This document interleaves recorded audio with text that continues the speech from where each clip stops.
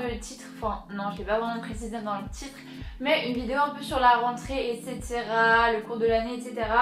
Bref, je sais qu'il y a énormément de vidéos là-dessus sur la rentrée, back to school. Moi je vais pas en faire beaucoup, je pense que voilà, je vais en faire que deux, du coup celles que j'ai déjà postées, mes fournitures scolaires, n'hésitez pas à aller la voir d'ailleurs si ça vous intéresse. Donc aujourd'hui je vous retrouve dans une vidéo où je vais un peu vous donner des conseils entre guillemets pour réussir votre rentrée et votre année.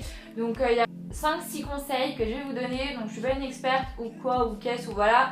C'est pas mal par rapport à mon ressenti, les erreurs que j'ai pu faire dans le passé, etc. Donc je vais arrêter de raconter ma vie, je vous laisse avec la suite de la vidéo si ça vous intéresse. Si vous voulez plus de vidéos là-dessus, n'hésitez pas à me le dire en commentaire, ça me ferait vraiment très plaisir de vous en faire d'autres. Voilà, et je vous laisse avec la suite de la vidéo. Donc du coup, mon premier conseil, c'est tout simplement de tout préparer la veille. Je pense que ça, le nombre de personnes qui vous l'ont dit est juste considérable, mais c'est vraiment important. Je pense que ça, voilà, c'est un conseil que tout le monde applique. Préparer juste sous la veille, quitte à juste mettre une trousse et une pochette ou une trousse, un carnet de notes, etc. dans votre sac. On ne sait jamais si vous avez besoin d'écrire, ou une pochette pour ranger des documents. Voilà, et un stylo, c'est toujours important pour le jour de la rentrée. Le deuxième conseil que je pourrais vous donner, c'est de vous détendre, donc c'est-à-dire par exemple prendre un bain si vous avez un bain, ou une douche si vous n'avez pas de bain, hein, tout le monde n'a pas forcément de bain chez lui, ou par exemple regarder un bon film d'1h30, 2h, voire plus si vous avez le temps, la veille pour voilà, pas vous stresser, etc. Essayez de vraiment pas vous prendre la tête, c'est vraiment important, parce que si vous commencez à stresser la veille, vous n'allez pas réussir à dormir et c'est bof. Bref, détendez-vous. Le troisième conseil, c'est de vous coucher tôt. Donc je vous ai pas dit si vous couchez à 21h30. Je sais qu'il y a des gens qui vous disent couchez-vous tôt, genre 21h ou 22h. Non, moi je sais que je me coucherai pas du tout à cette heure là, donc je vais pas commencer à vous donner des conseils que j'appliquerai absolument pas dans toute ma vie en fait, puisque plus je grandis, plus je me couche tard, ce qui n'est pas forcément bien. Pour moi, vous couchez tôt, c'est-à-dire ne pas vous coucher à 4h du mat, essayez de vous coucher avant minuit, voire vers 23h si vous pouvez, comme ça vous aurez bien dormi, etc. Et le matin vous n'aurez pas la gueule dans le cul, comme on dit.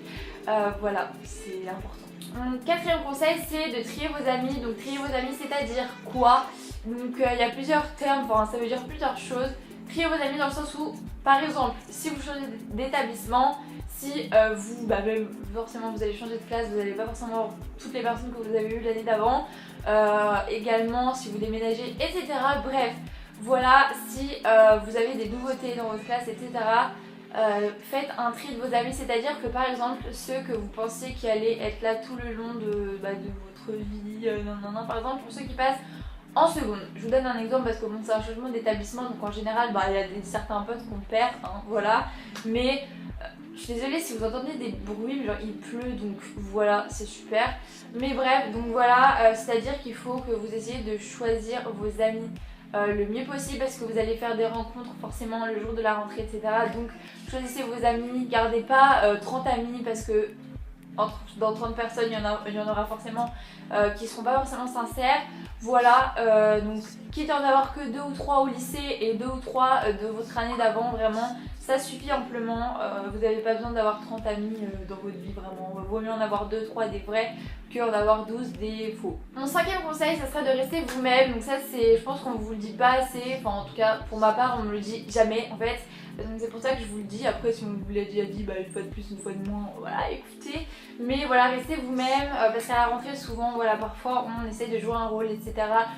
J'ai pas dit que c'était, j'ai pas d'exemple, mais voilà, essayez de rester vous-même un maximum, parce que les gens qui viendront vers vous, ou voilà, je pense que vous voyez ce que je veux dire, vous aimeront comme vous êtes, vous accepteront comme vous êtes, que vous soyez gros, petit, roux, blond, brune, je sais pas, mince, enfin voilà, toutes les caractéristiques possibles physiques. Restez vous-même vraiment, ça vous permettra justement d'attirer les bonnes personnes et pas les faux potes, voilà. Moi je sais que du coup je me suis fait des vrais potes, et je sais qu'elles seront là même encore l'année prochaine, alors que je serai pas forcément dans la classe de toutes. Voilà, mais encore une fois, voilà, restez vous-même, c'est vraiment hyper important. Et mon dernier conseil, donc sixième conseil, c'est de s'en foutre du regard des autres. Donc je pense que voilà, j'ai fait une vidéo assez complète là-dessus qui dure genre 23-24 minutes. Donc si vous avez le courage d'aller la voir, n'hésitez pas à aller la voir.